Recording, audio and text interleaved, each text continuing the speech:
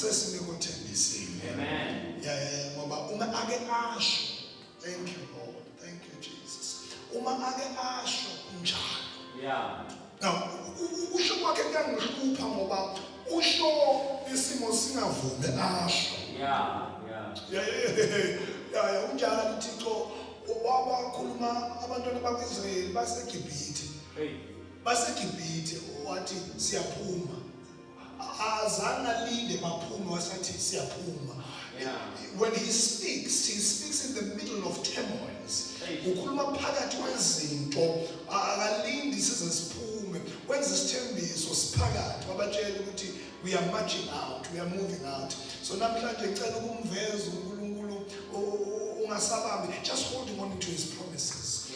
Ubambelele esidebele sidukakarele so ubambelele phezulu kwezithembiso zakhe ukuthi ushilo futhi akanamama. Noma ke asho kuzokwenzeka. Noma kungaba ngathi uthatha isikhathi. Kodwa into engiduduzayo nengimisayo ukuthi ushilo.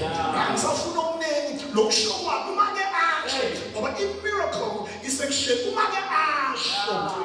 Uma ke asho ingabaleka kodwa uma ake asho. Come on. Uma ake athi kuwe I will carry you.